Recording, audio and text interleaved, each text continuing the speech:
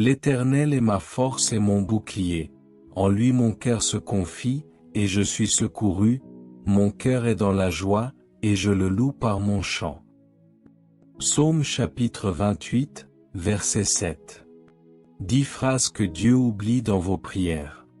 Vous avez déjà eu cette impression de parler à un mur pendant vos prières?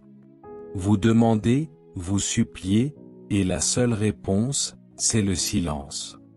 Un peu comme si Dieu avait mis vos messages en vue sans jamais répondre. C'est une expérience hyper frustrante, ce sentiment d'être incompris ou même abandonné, et beaucoup de croyants passent par là. On finit par se demander, mais pourquoi Dieu ne répond pas? Est-ce qu'il m'a oublié? Il est écrit dans l'Évangile selon Jean, chapitre 15, verset 18, « Si le monde vous hait, sachez qu'il m'a haï avant vous. » Ces paroles de Jésus résonnent aujourd'hui avec une force que beaucoup aimeraient cacher. Elles nous rappellent que le chemin de la vérité, le chemin de la fidélité à Christ, est souvent en opposition avec les valeurs du monde. Mais je vous le dis, mes amis, le silence de Dieu n'est pas un oubli ou un rejet. Ce n'est pas le signe d'une faiblesse de sa part, mais souvent une réponse en soi, une invitation à une introspection profonde, une opportunité de croissance spirituelle. Aujourd'hui, je t'invite à marcher avec moi sur ce chemin de révélation, à découvrir pourquoi parfois nos prières, bien que sincères, ne trouvent pas écho auprès du trône de Dieu. Il ne s'agit pas de juger, mais de comprendre les principes éternels qui régissent la communication divine. Nous allons explorer ensemble, avec la lumière des Écritures, 10 types de phrases ou d'attitudes qui, bien que courantes, peuvent créer des interférences et empêcher nos prières de porter le fruit désiré. Avant d'aller plus loin, prends un instant pour aimer cette vidéo et t'abonner à la chaîne Leader du Royaume. C'est un geste simple, mais il me permet de continuer à partager ces messages qui, je le crois, portent la voix de l'Éternel jusqu'aux confins du monde. Je t'encourage aussi à écrire en commentaire cette phrase, « Mes prières sont alignées avec la volonté de Dieu ». Que chacun puisse lire ce témoignage et se sentir encouragé. Reste bien jusqu'à la fin car nous allons ensemble traverser les Écritures, découvrir cette révélation puissante et terminer par une prière qui scellera cette vérité dans ton âme.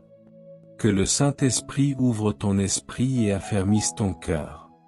Car ce que tu vas entendre aujourd'hui pourrait transformer radicalement ta manière de prier, de recevoir et de marcher dans l'abondance de Dieu. Lorsque l'on parcourt les Écritures, on découvre que la prière efficace n'est pas seulement une demande, mais une conversation, une communion qui exige l'alignement de notre cœur avec celui de notre Créateur. Mes chers amis, mes bien-aimés, la première phrase, le premier type de prière que Dieu semble oublier, est celle qui est imprégnée d'orgueil, « Seigneur, fais-le, parce que je le mérite ». Bien sûr, on ne le dit jamais aussi directement, n'est-ce pas? Cette attitude se cache plutôt derrière des pensées insidieuses, « Après tout ce que j'ai fait pour toi, Dieu, je suis quand même plus fidèle que mon voisin, où j'ai jeûné, j'ai donné, j'ai servi, donc tu me dois bien ça. » C'est une prière qui approche Dieu comme un débiteur, et nous, comme des créanciers. C'est l'attitude par excellence du pharisien dans la parabole que Jésus nous raconte dans Luc chapitre 18, versets 9 à 14. Lisons ensemble ces paroles puissantes. Il dit encore cette parabole, à l'adresse de quelques-uns qui se confiaient en eux-mêmes, parce qu'ils étaient justes, et qui méprisaient les autres. 2 hommes montèrent au temple pour prier, l'un était pharisien, et l'autre publicain. Le pharisien, debout, priait ainsi en lui-même, « Ô Dieu, je te rends grâce de ce que je ne suis pas comme le reste des hommes, qui sont ravisseurs, injustes, adultères, ou même comme ce publicain, je jeûne 2 fois la semaine, je donne la dîme de tous mes revenus. » Le publicain, se tenant à distance, n'osait même pas lever les yeux au ciel, mais se frappait la poitrine, en disant, « Ô Dieu, sois apaisé envers moi, qui suis un pécheur. » Je vous le dis, celui-ci descendit chez lui justifié, plutôt que l'autre. Car quiconque s'élève sera abaissé, et celui qui s'abaisse sera élevé. Ce passage est d'une clarté perçante, n'est-ce pas? Le pharisien s'approchait de Dieu avec une liste de ses mérites, transformant la prière en un bilan de performance spirituelle. Il ne cherchait pas la miséricorde, mais la reconnaissance de sa propre justice.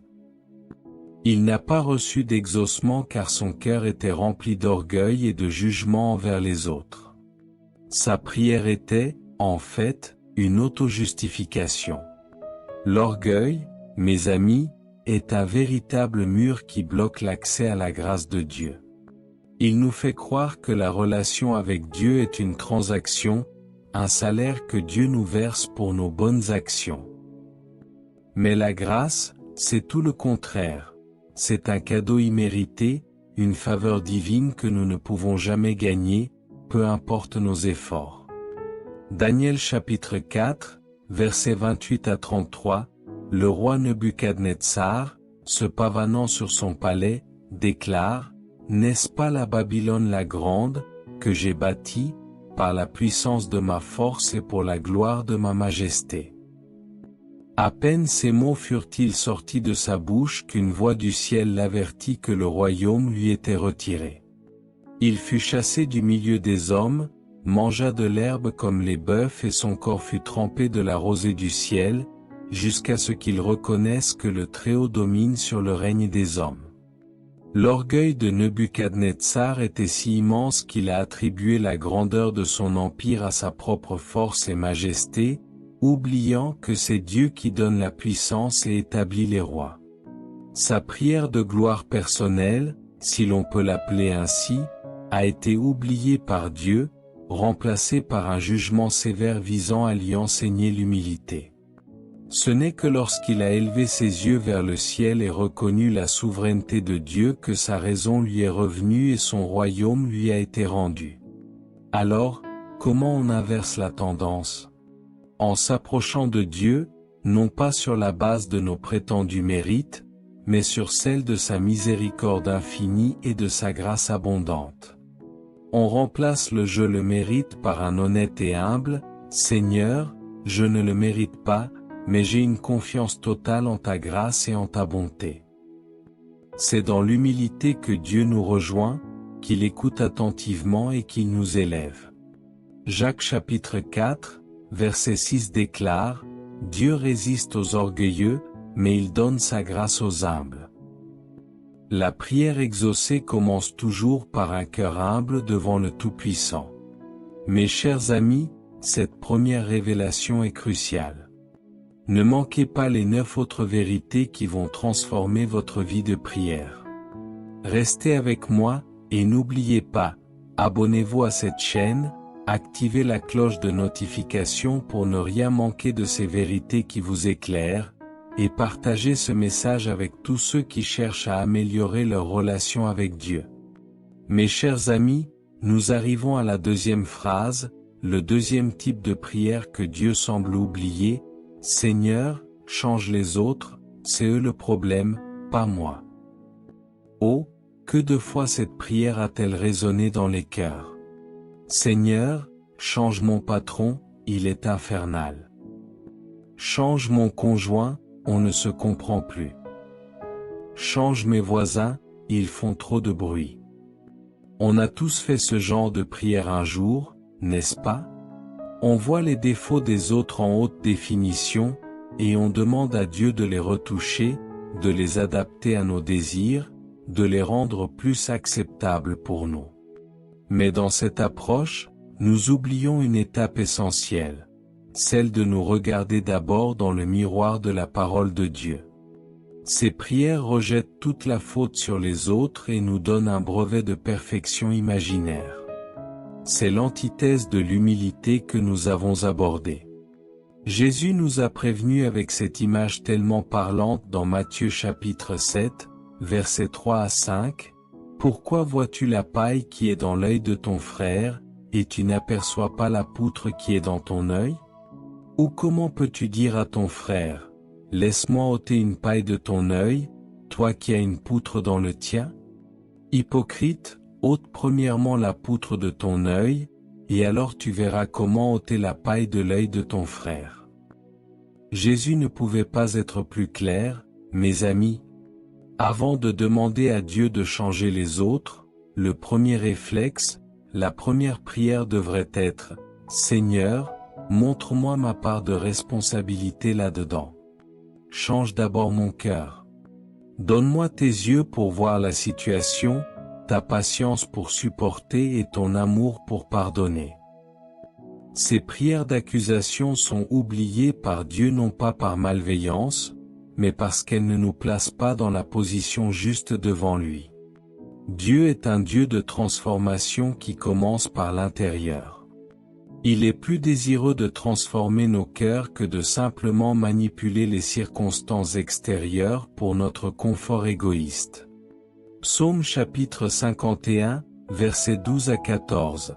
Après avoir été confronté à son péché avec Bathsheba et Uri, David ne prie pas pour que les autres changent, ou pour que sa situation extérieure s'améliore.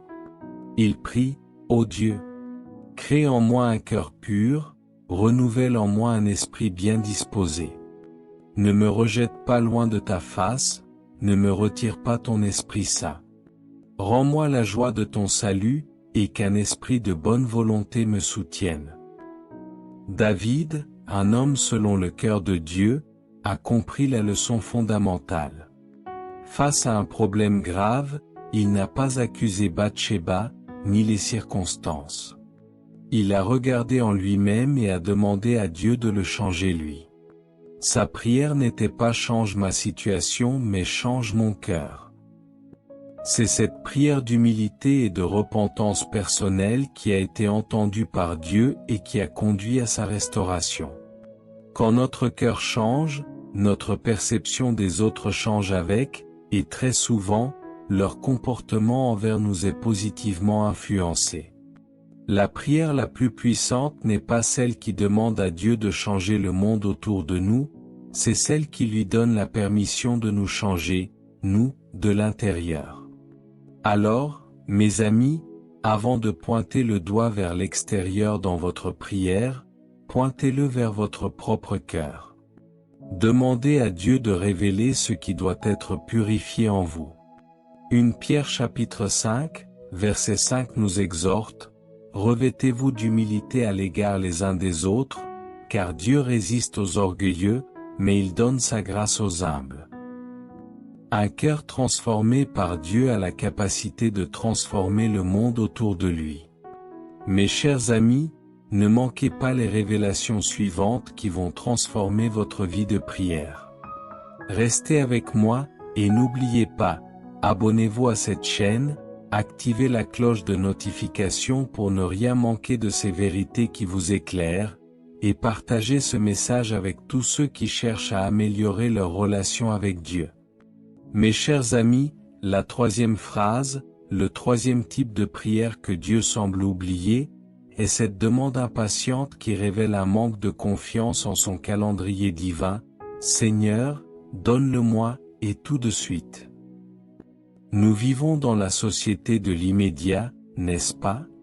On commande un repas, il est là en 30 minutes. On envoie un texto, on attend la réponse dans la seconde. Et malheureusement, nous avons importé cette culture Amazon Prime dans notre vie de prière. Nous présentons nos requêtes à Dieu comme on passe une commande au drive-in, et nous klaxonnons si la livraison n'est pas instantanée. Cette impatience révèle un vrai manque de confiance dans le timing parfait de Dieu. Nous croyons savoir ce qu'il nous faut, et surtout, quand il nous le faut, mieux que lui. Mais la Bible nous le répète inlassablement, les plans de Dieu ne sont pas nos plans, et son calendrier n'est pas le nôtre.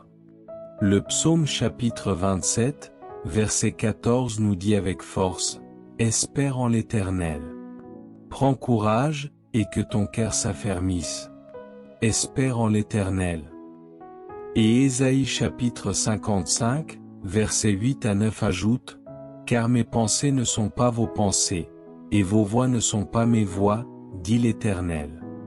Autant les cieux sont élevés au-dessus de la terre, autant mes voix sont élevées au-dessus de vos voix, et mes pensées au-dessus de vos pensées. » Dieu n'est pas un distributeur automatique de bénédictions, mes amis.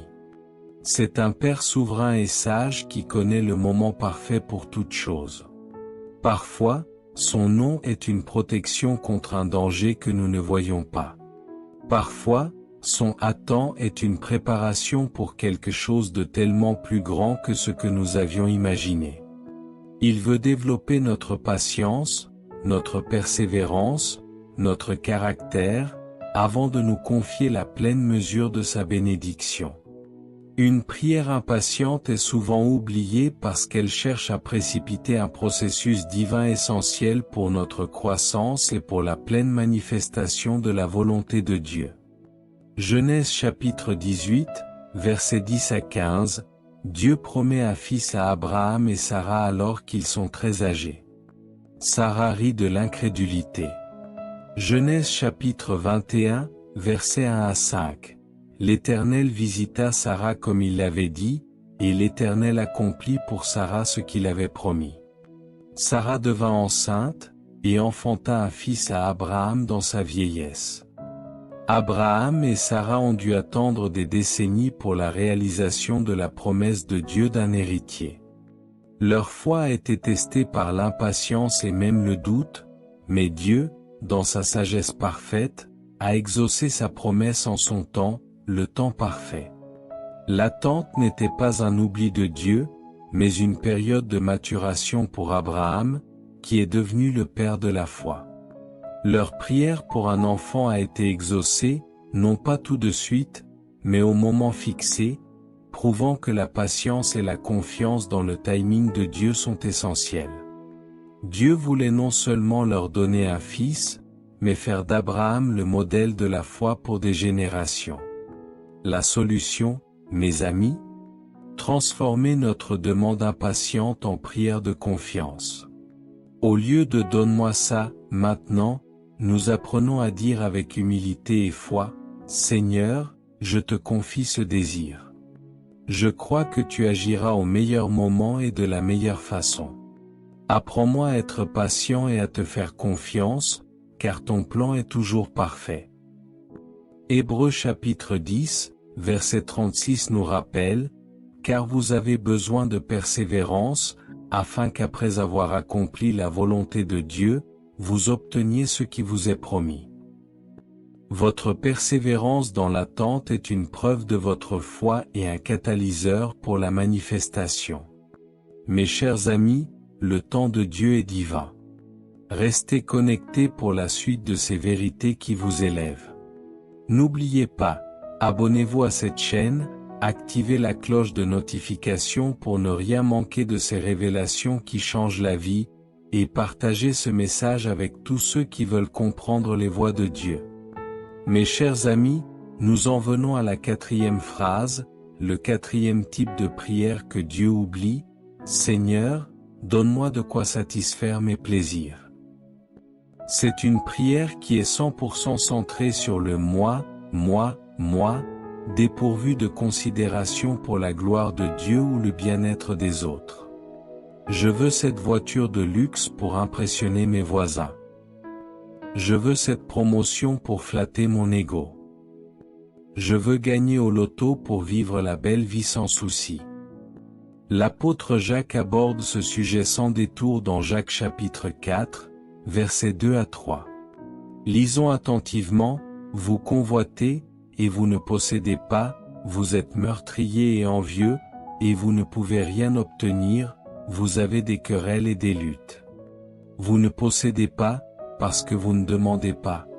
Vous demandez, et vous ne recevez pas, parce que vous demandez mal, dans le but de satisfaire vos passions. » Ce passage est d'une clarté absolue, n'est-ce pas? Jacques démasque le cœur égoïste qui sous-tend certaines de nos prières. Ces prières ne visent ni la gloire de Dieu, ni le bien des autres. Elle cherche juste à nourrir notre vanité, notre confort personnel, nos désirs charnels et nos passions.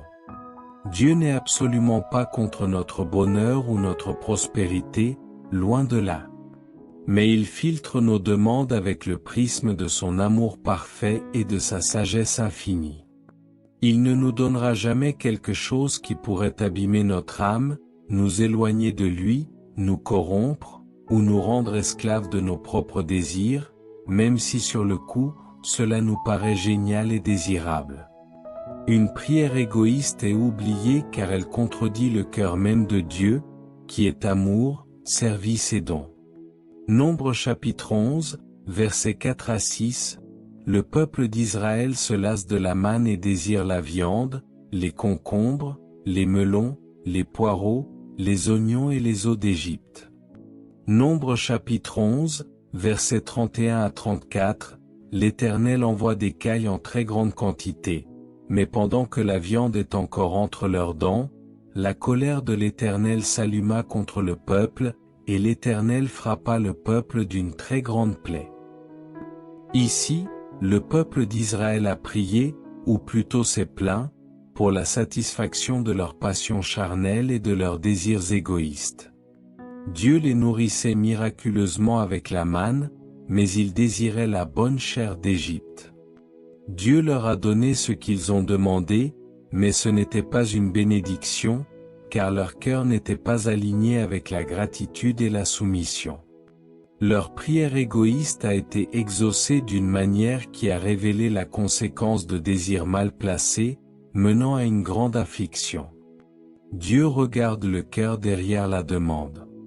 Est-ce que ce que je demande va me rapprocher de lui? Est-ce que ça va m'aider à mieux aimer les autres? Est-ce que ça va faire avancer son royaume? Si la réponse est non, il y a de fortes chances que cette prière reste sans suite, pire encore, qu'elle soit exaucée de manière à nous révéler la futilité de nos motivations.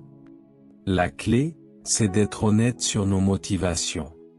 Avant de demander, on peut se poser la question, en toute sincérité, au fond, pourquoi je veux vraiment ça? Quelle est la motivation réelle derrière cette demande? Et transformer notre prière en « Seigneur, si c'est dans ta volonté et pour ta gloire, je l'accueille avec joie et gratitude. Sinon, donne-moi de désirer ce que toi, tu désires pour moi, et d'aligner mes affections sur tes priorités. » Matthieu chapitre 6, verset 33 déclare, « Cherchez premièrement le royaume et la justice de Dieu, et toutes ces choses vous seront données par-dessus. » Cherchez la gloire de Dieu, et sa faveur vous comblera au-delà de vos espérances. Mes chers amis, ces vérités sont puissantes et libératrices. Ne manquez pas les révélations suivantes qui vont transformer votre vie de prière. Restez avec moi, et n'oubliez pas, abonnez-vous à cette chaîne, activez la cloche de notification pour ne rien manquer de ces vérités qui vous éclairent, et partagez ce message avec tous ceux qui cherchent à améliorer leur relation avec Dieu. Mes chers amis, nous arrivons à la 5e phrase, le 5e type de prière que Dieu, dans sa sagesse et sa justice, ne peut oublier que parce qu'elle est incompatible avec son cœur. Seigneur, bénis-moi, mais je refuse de pardonner à celui qui m'a fait du mal. Là, c'est l'un des blocages les plus clairs et les plus directs révélés par la Bible. Jésus est sans détour sur ce point crucial dans Marc chapitre 11, versets 25 à 26. Lisons ensemble ces paroles qui transpercent l'âme, et lorsque vous êtes debout pour prier, si vous avez quelque chose contre quelqu'un, pardonnez, afin que votre Père qui est dans les cieux vous pardonne aussi vos fautes. Mais si vous ne pardonnez pas, votre Père qui est dans les cieux ne vous pardonnera pas non plus vos fautes. Le manque de pardon, mes amis, n'est pas seulement une émotion négative, c'est un poison spirituel. C'est comme si vous buviez ce poison en espérant que la personne qui vous a blessé en meure. Non seulement ça ne blesse pas l'autre, mais ça vous ronge de l'intérieur, ça vous emprisonne dans l'amertume et ça coupe radicalement votre connexion avec Dieu. Comment pouvons-nous oser demander à Dieu d'effacer notre dette immense envers lui ou la dette de nos péchés, de nos manquements, de notre désobéissance, ou si nous refusons d'effacer la petite ardoise de notre prochain, aussi douloureuse soit-elle? Un cœur rempli d'amertume et de rancune est comme une bouteille pleine de boue, il est absolument impossible d'y verser de l'eau pure. Le pardon, mes amis, ce n'est pas un sentiment que l'on attend de ressentir. C'est une décision, un acte de la volonté, une libération. Ça ne veut pas dire excuser le mal commis, ni même oublier la douleur, mais choisir de libérer la personne de notre propre jugement pour la remettre au jugement juste et parfait de Dieu. Lorsque nous refusons de pardonner, nous nous tenons dans une position de non-réception, car Dieu ne peut déverser sa grâce de pardon et de bénédiction dans un cœur fermé par l'amertume. Matthieu chapitre 18, versets 23 à 35, un roi pardonne une dette énorme à son serviteur. Ce même serviteur, à peine sorti, rencontre un de ses compagnons qui lui doit une petite somme, et il refuse de lui pardonner, allant même jusqu'à le faire jeter en prison. Le roi, en apprenant cela, est irrité et livre le serviteur impitoyable au bourreau, disant, « Ainsi mon Père céleste vous traitera-t-il, si chacun de vous ne pardonne à son frère de tout son cœur. » Cette parabole est une illustration puissante du principe divin du pardon. Le serviteur impitoyable, ayant reçu une grâce immense, a refusé d'étendre la même grâce à son prochain. Sa prière, s'il en avait fait une après avoir été pardonné mais sans pardonner à son tour, aurait été oubliée par son maître. Dieu ne peut pas exaucer des prières de bénédiction pour ceux qui maintiennent la rancune dans leur cœur, car cela contredit la nature même de son royaume, qui est bâti sur l'amour, la miséricorde et le pardon.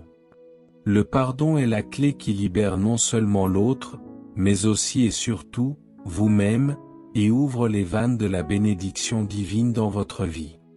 Si vous avez du mal à pardonner, mes amis, ne vous découragez pas. Dites-le à Dieu. C'est déjà un premier pas d'humilité et de dépendance. Seigneur, je n'y arrive pas seul. Ça fait trop mal. S'il te plaît, guéris mon cœur brisé et donne-moi ta force surnaturelle et ta grâce pour pardonner comme tu m'as pardonné, pour libérer mon âme et pour que tes bénédictions coulent librement dans ma vie. Dieu ne vous demande pas de le faire seul, il attend juste votre oui et votre cœur disposé. Éphésiens chapitre 4, verset 32 nous exhorte. Soyez bons les uns envers les autres, pleins de compassion, vous pardonnant réciproquement, comme Dieu vous a pardonné en Christ. Le pardon n'est pas une faiblesse, c'est la preuve d'une force divine à l'œuvre en vous. Mes chers amis, ces vérités sont fondamentales pour une vie de prière efficace. Ne manquez pas les révélations suivantes qui vont transformer votre vie de prière. Restez avec moi, et n'oubliez pas, abonnez-vous à cette chaîne, activez la cloche de notification pour ne rien manquer de ces vérités qui vous éclairent, et partagez ce message avec tous ceux qui cherchent à améliorer leur relation avec Dieu.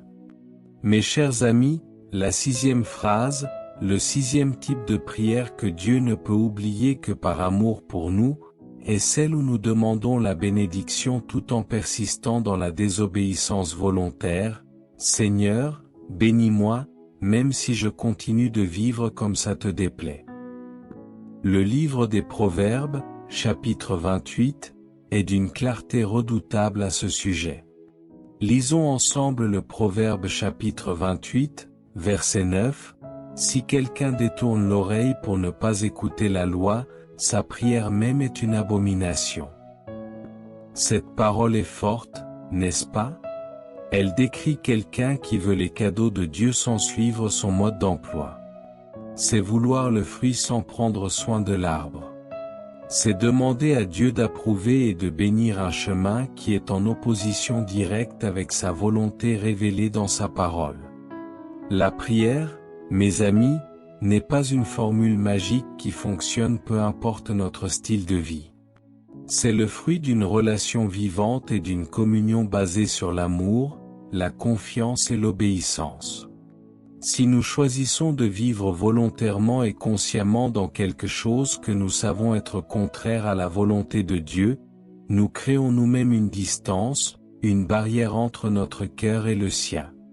Le psaume chapitre 66, verset 18 le dit autrement, « Si j'avais gardé l'injustice dans mon cœur, le Seigneur ne m'aurait pas écouté. » Imaginez un enfant qui désobéit sans arrêt à ses parents, leur ment, brise leurs règles, et vient ensuite réclamer des cadeaux comme si de rien n'était.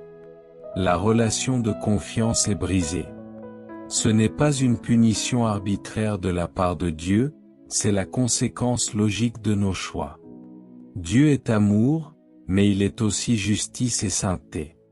Sa bénédiction coule là où il y a l'alignement, l'obéissance et un cœur qui cherche à lui plaire. Une prière de désobéissance est oubliée parce qu'elle demande à Dieu de se contredire lui-même, de bénir ce qu'il a déclaré être nocif pour nous. 1 Samuel chapitre 15, versets 22 à 23, Samuel reproche à Saül d'avoir désobéi à l'ordre de Dieu d'exterminer les Amalécites et leurs troupeaux, préférant garder le meilleur pour des sacrifices. Samuel lui dit, « L'Éternel prend-il plaisir au holocauste et au sacrifice, comme à l'obéissance à la voix de l'Éternel? Voici, l'obéissance vaut mieux que les sacrifices, et l'observation de sa parole vaut mieux que la graisse des béliers. Car la rébellion est comme le péché de divination, et la résistance est comme l'idolâtrie et la térachim. Puisque tu as rejeté la parole de l'Éternel, il te rejette aussi comme roi. » Le roi Saül voulait les bénédictions de Dieu, le succès dans la guerre, la permanence de son règne, tout en choisissant de désobéir à ses instructions claires. Il a tenté de justifier sa désobéissance par des bonnes intentions, sacrifier le meilleur du butin, mais Dieu a vu son cœur rebelle. La prière implicite de Saül pour la continuation de la faveur divine, malgré sa désobéissance, fut non seulement oubliée mais fut suivie d'un jugement sévère. Cet exemple nous montre que l'obéissance n'est pas une option, mais le fondement de notre relation avec Dieu est la clé de la bénédiction. La solution? La repentance. Attention, ça ne veut pas dire être parfait, mes amis, personne ne l'est. Ça veut dire avoir un cœur qui désire sincèrement plaire à Dieu, qui reconnaît son tort et qui est prêt à faire demi-tour. Et quand on tombe, on ne reste pas à terre, on se repent sincèrement et on se relève en s'appuyant sur la grâce de Dieu. La prière juste, c'est « Seigneur, pardonne-moi. Lave mon cœur. Aide-moi par ton esprit à marcher sur tes chemins, à obéir à ta voix, pour que rien ne vienne faire obstacle entre toi et moi et que ta bénédiction puisse couler librement. » 1 Jean chapitre 1, verset 9 nous assure, « Si nous confessons nos péchés, il est fidèle et juste pour nous les pardonner, et pour nous purifier de toute iniquité. » La porte de la repentance est toujours ouverte. Mes chers amis, l'obéissance est la clé. Restez connectés pour la suite de ces vérités qui vous élèvent. N'oubliez pas, abonnez-vous à cette chaîne, activez la cloche de notification pour ne rien manquer de ces révélations qui changent la vie, et partagez ce message avec tous ceux qui veulent comprendre les voies de Dieu. Mes chers amis, nous abordons maintenant la 7e phrase, le 7e type de prière que Dieu oublie ou, plus justement, qu'il rejette avec tristesse, car elle va à l'encontre de sa nature même, « Seigneur, punis mes ennemis. Fais-leur du mal. » Quand on est profondément blessé, trahi, ou injustement traité, c'est une réaction humaine, quoique charnelle, de ressentir de la colère, de la frustration et un ardent désir de justice, voire de vengeance. Le problème, c'est quand ce désir se transforme en prière, où l'on demande à Dieu de devenir le bras armé de notre propre colère et de notre soif de représailles. Pourtant, la Bible, la parole infaillible de Dieu, nous montre un chemin totalement différent, un chemin supérieur, celui de l'amour et de la justice divine, et non de la vengeance personnelle.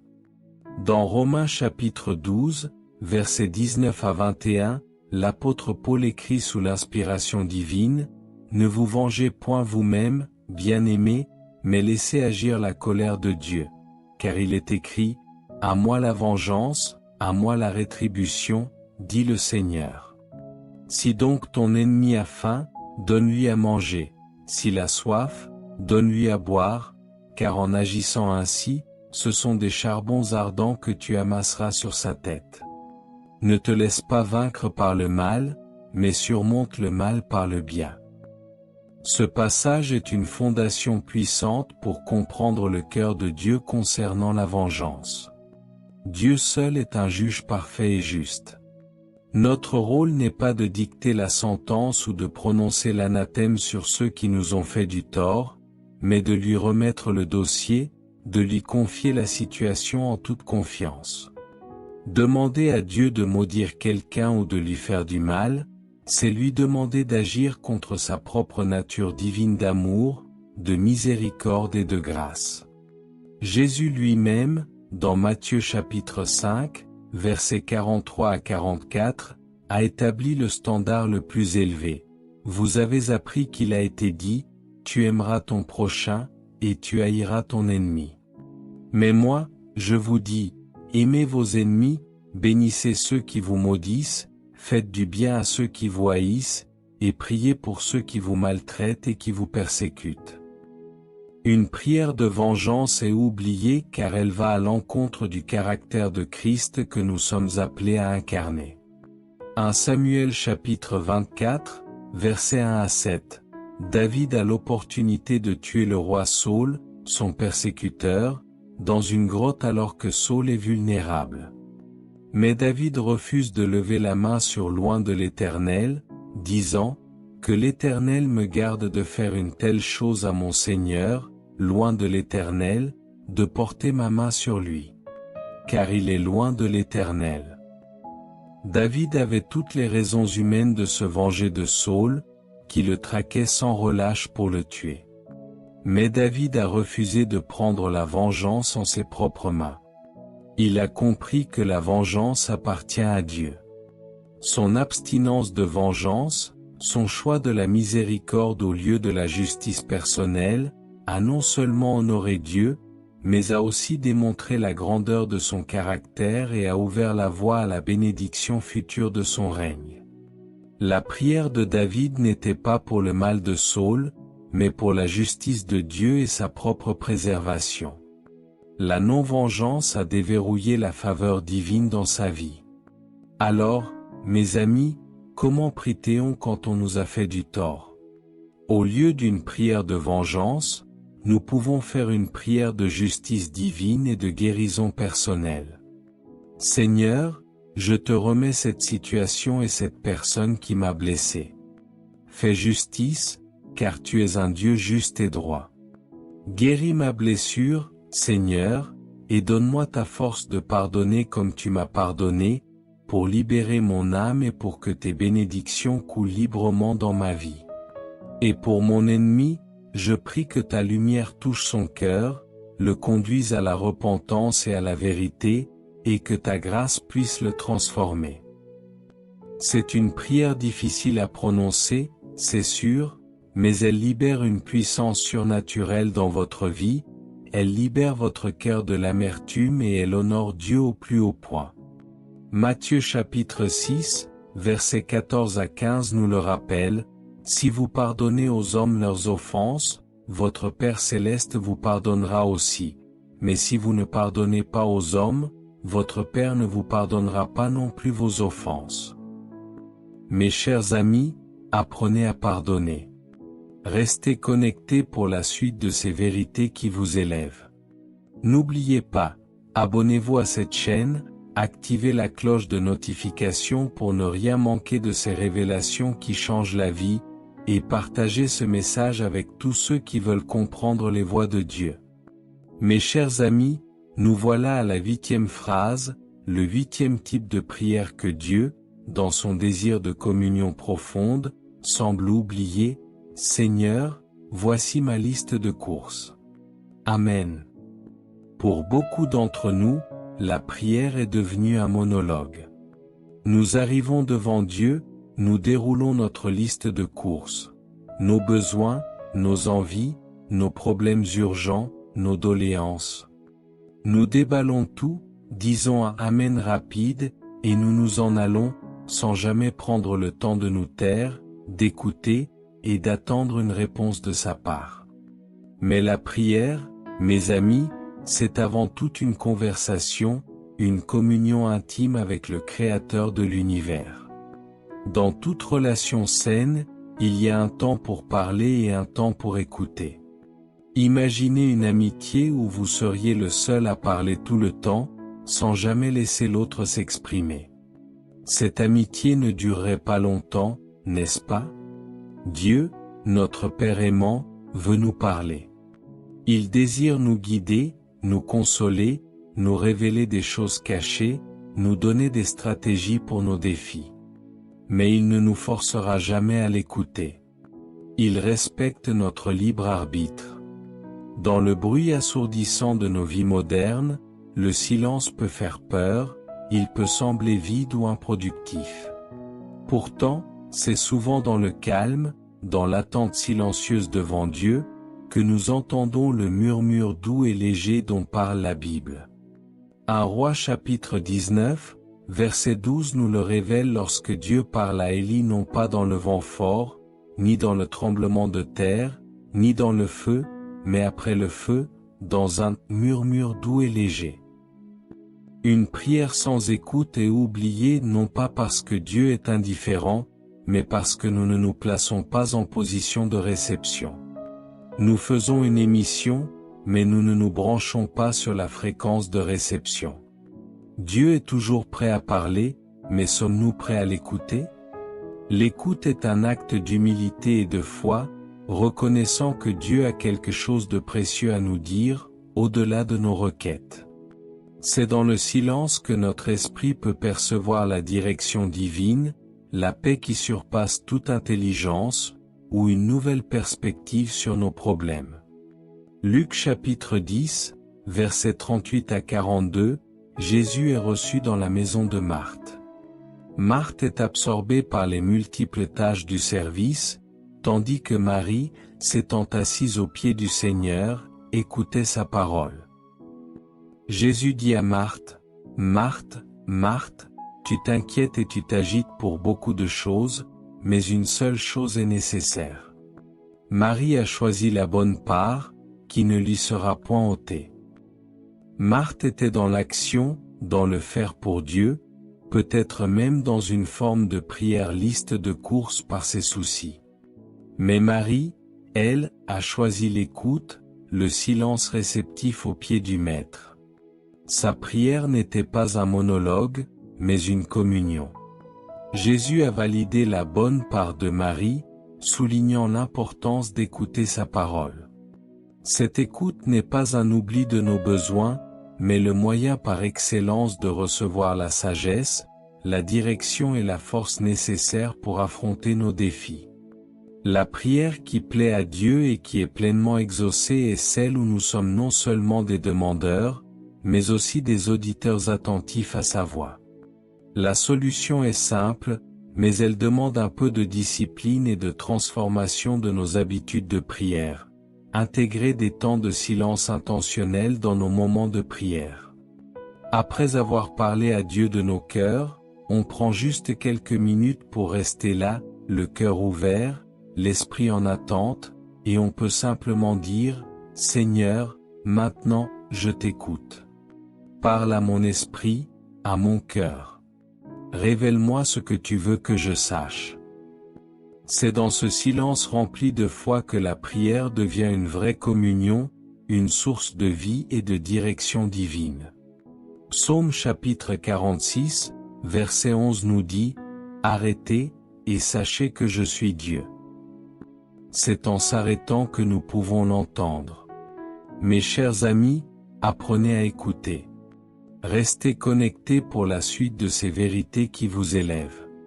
N'oubliez pas, abonnez-vous à cette chaîne, activez la cloche de notification pour ne rien manquer de ces révélations qui changent la vie, et partagez ce message avec tous ceux qui veulent comprendre les voies de Dieu.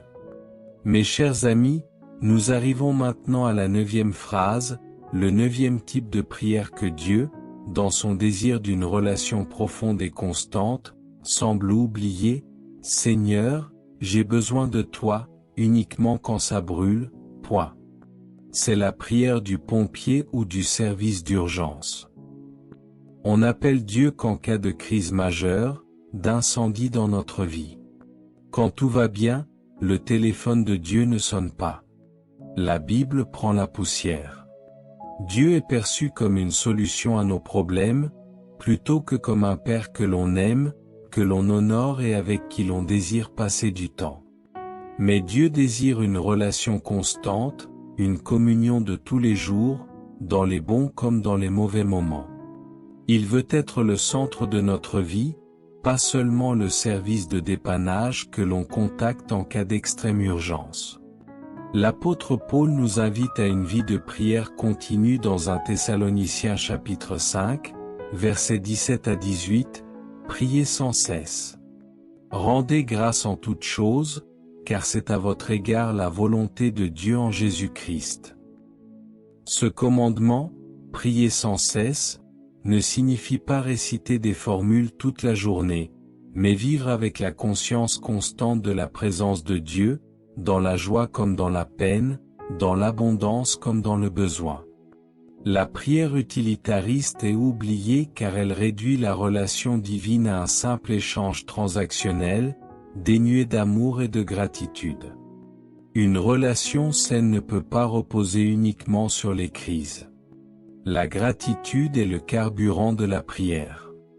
Juste prendre le temps de remercier Dieu pour les petites choses ou la santé, une bonne nouvelle, un rayon de soleil, un repas partagé, la beauté de la création, que cela change tout. Cela maintient le canal de communication ouvert et purifie nos motivations. Dieu n'est pas seulement le Dieu des tempêtes, il est aussi le Dieu du beau temps, et il désire être célébré dans chaque aspect de notre vie.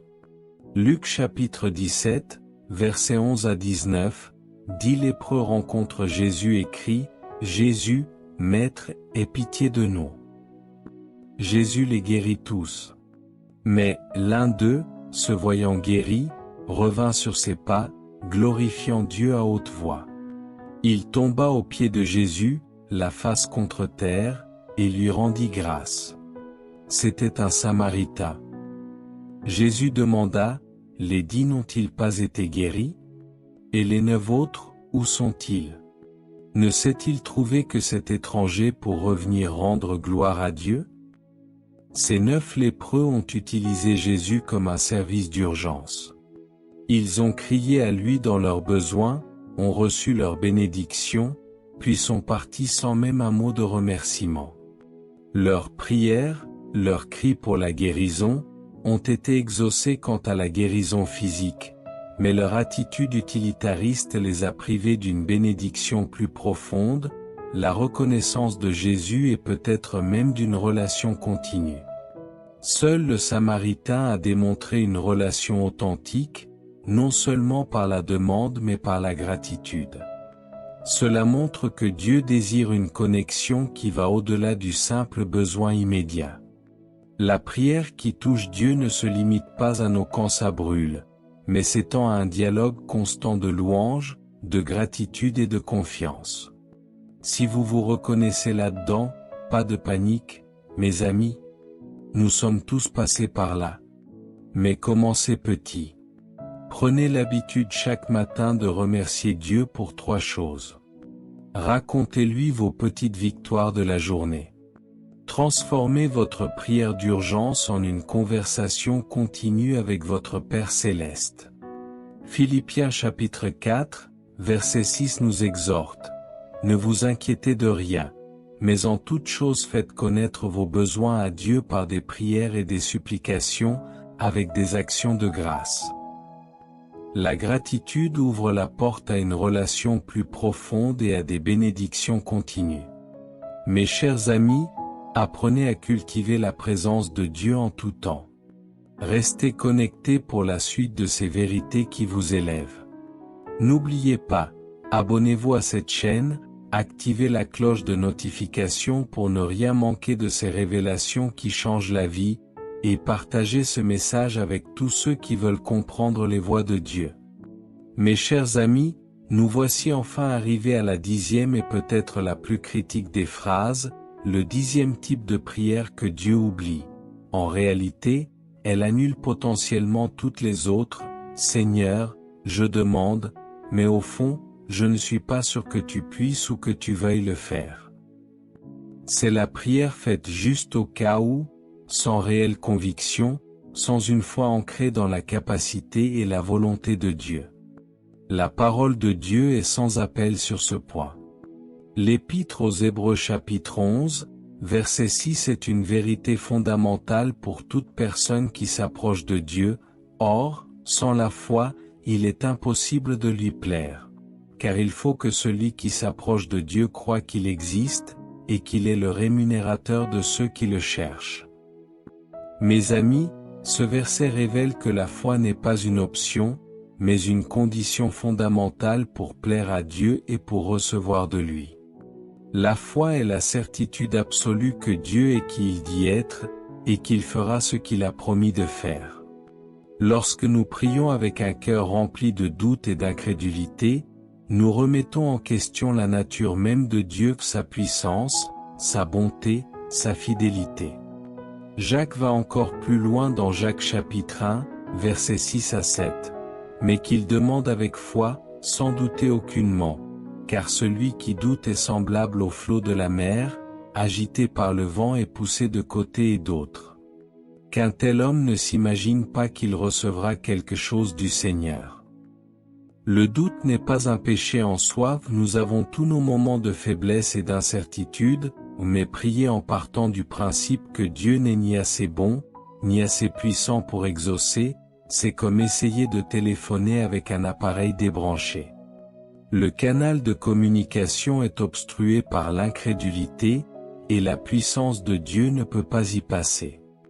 La foi, ce n'est pas de la pensée positive ou un optimisme aveugle. C'est une confiance solide et inébranlable dans le caractère de Dieu, basée sur sa parole et sur son historique de fidélité. C'est croire qu'il est capable de faire l'impossible et qu'il désire le faire pour ceux qui l'aiment et lui font confiance. Une prière sans foi est oubliée car elle manque l'élément essentiel qui active la réponse divine. Marc chapitre 2, versets 1 à 5. Des hommes amènent un paralytique à Jésus, mais ne pouvant l'approcher à cause de la foule, ils découvrent le toit et le descendent. Jésus, voyant leur foi, dit au paralytique, « Mon enfant, tes péchés sont pardonnés. » Puis il le guérit.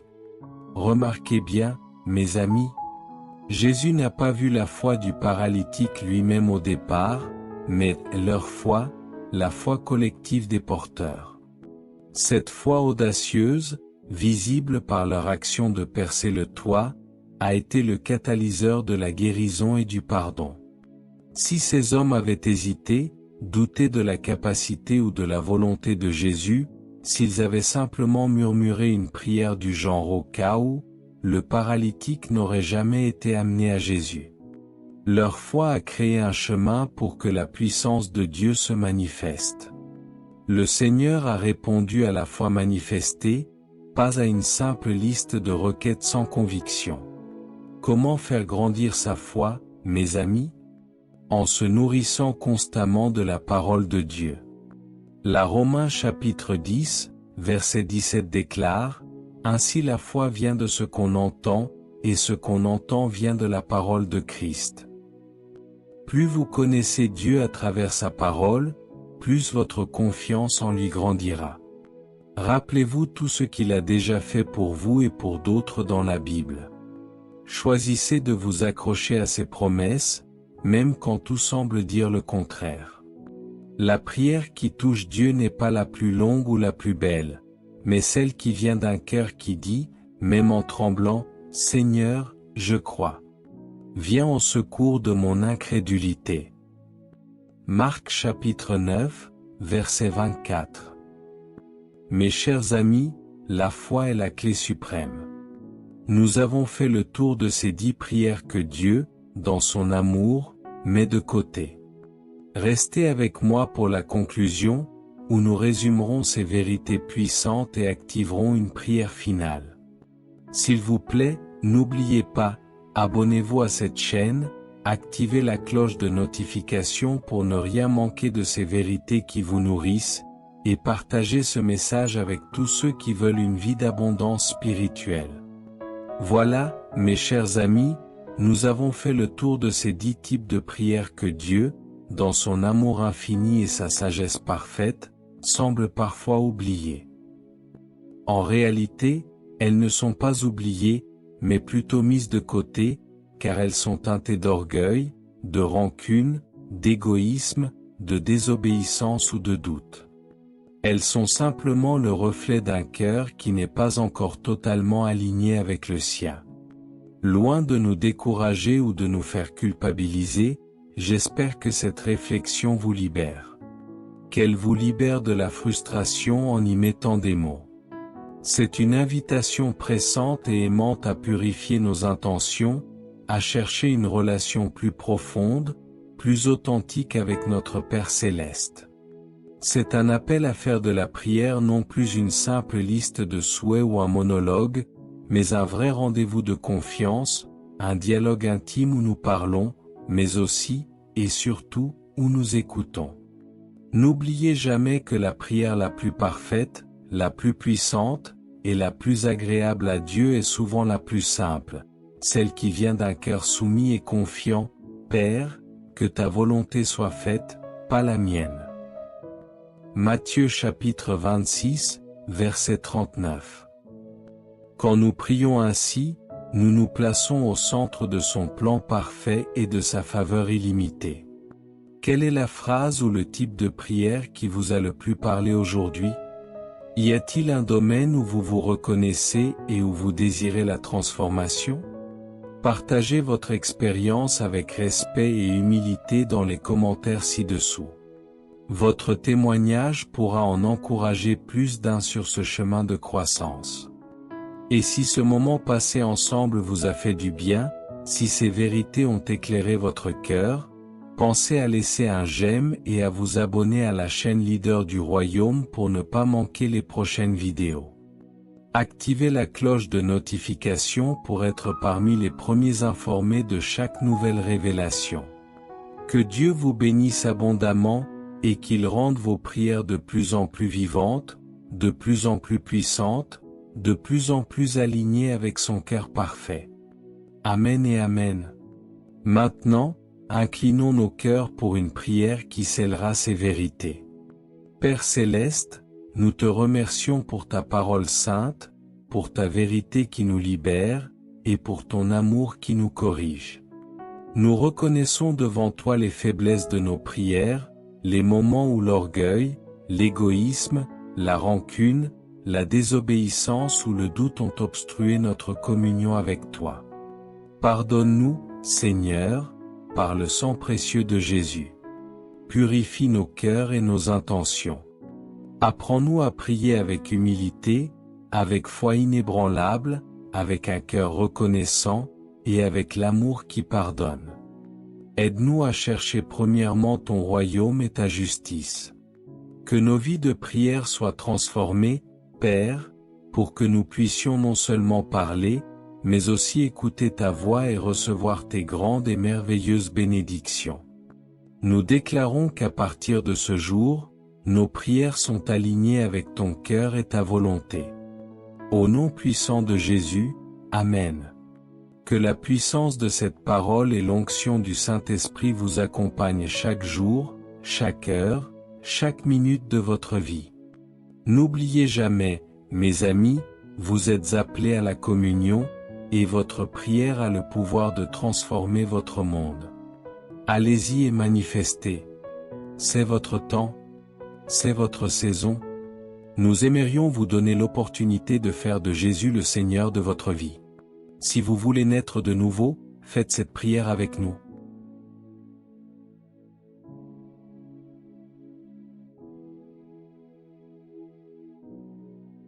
Père céleste, je reconnais que je suis un pécheur et que mes paroles ont parfois été une source de mal plutôt que de bien. Je crois que Jésus-Christ est ton Fils unique, qu'il est mort sur la croix pour mes péchés et qu'il est ressuscité pour me donner une vie nouvelle. Je me repens de mes péchés et je te demande pardon. J'ouvre la porte de mon cœur et je t'invite, Jésus, à être mon Seigneur et mon Sauveur personnel. Je te donne ma vie, mes pensées et mes paroles. Afin que mes paroles soient des paroles de vie, d'amour, de foi et de sagesse, qui honorent ton nom et bâtissent ton royaume. Au nom de Jésus, Amen.